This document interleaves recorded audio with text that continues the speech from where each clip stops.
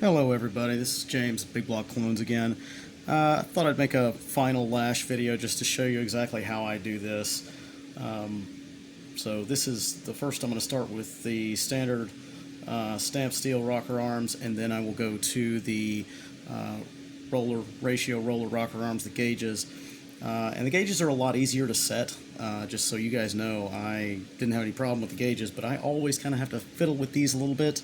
But hopefully with this video, this will help you guys understand both the differences between, I always say 0, but really 0 to 3 is almost nothing. So any of those will be fine. You just don't want to go so big that your compression release doesn't activate when it's hot. So I've got checker springs in here, by the way. These are not full rate springs. I'll put a link in the video description to the Amazon product that we use for this. They're just little tiny lightweight springs that let us play with the engine and look at our valve train geometry and look for anything rubbing and stuff like that. It's a really good idea to get a set of these, and I highly recommend that you guys do and just play with it. If you've got a block and a crank and a head and a cam, and of course push rods and valve train stuff here, you can get a set of these checker springs and just play with this on a coffee table. And it's a great way to see how your engine works. So these turn counterclockwise, and this you can see now is there's no tension on here. You can rotate these push rods.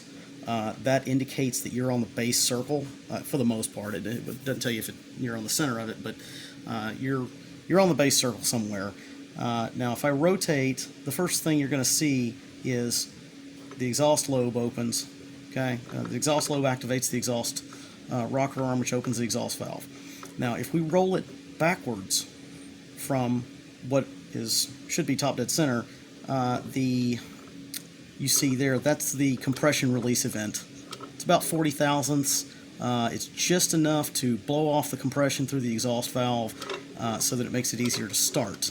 And that's the part that we don't want to set it on, and also on the exhaust side, but we need it to work when it's hot, otherwise it'll kick back and be really hard to pull. So here is how I do this. You can set both right now at TDC, or you can roll it over until the exhaust, you've got an exhaust event like that, and then you can set the intake. On cams with wider duration, it becomes harder to find that, so this may be a little bit easier.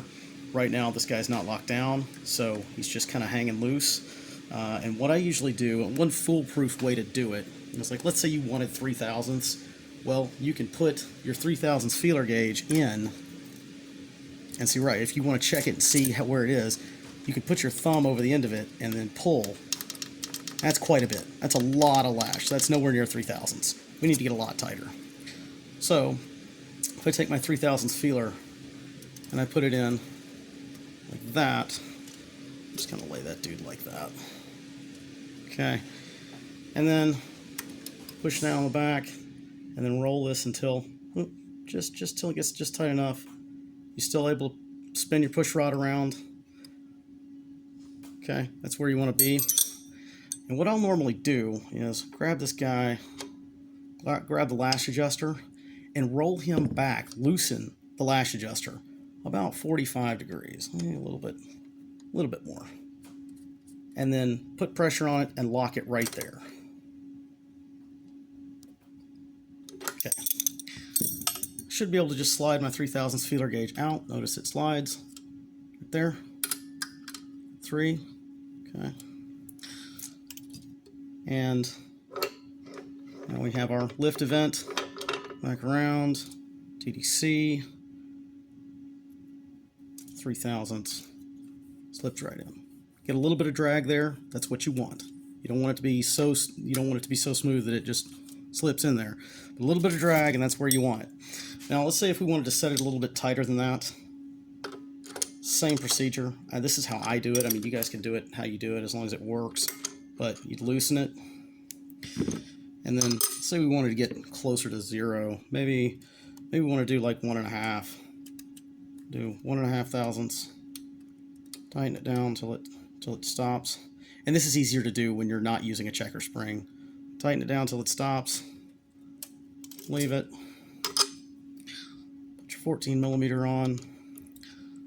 Rotate about like yay, looser, 45, 50 degrees, something like that, and then lock it down. Okay.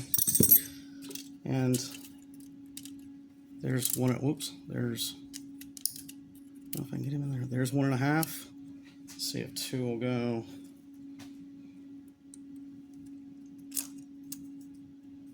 2 is draggy, and 3 is a little draggy. It loosened up a little bit.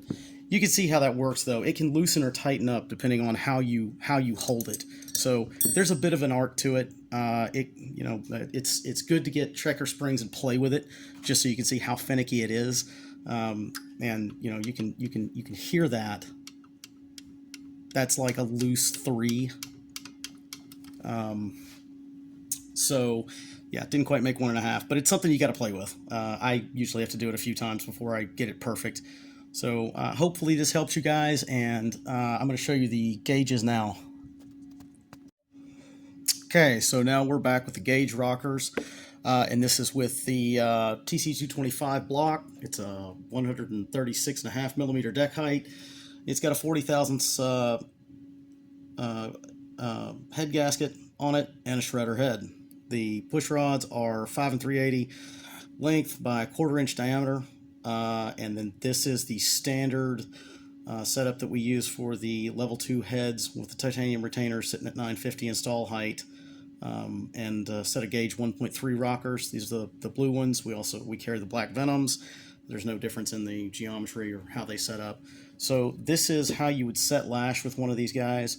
I loosen the lash adjuster here, and when I twist the Allen wrench, you can see we just put a lot of lash. That's a huge amount of lash. So I'm going to tighten it with hands. Oh, by the way, these springs in here are checker springs. If I haven't said that already, the real big springs are even easier to do this with. Notice I take my fingers like this and just roll it until it extends. Okay, that's 0, right when it touches. And you can see that it's a little locked up because I can't just roll the roller like that with my finger. So I'm gonna unlock it just a little bit and then tighten it down. That's really all you've got to do. Okay, we've got a little bit of lash there. Let's see how much we've got. It's gonna be more than 1.5. We'll try 1.5 first. 1/1000th, just a little bit of drag, but I think it's on the valve cover rail. 2/1000ths. It's right at 2/1000ths of an inch right there. That's the way to show you. That is 2/1000 lash. That's all you need. That is totally fine. And then when it comes over, lift to vent. Notice the exhaust is now loose. You can feel the lash on that. And that's the way you set it.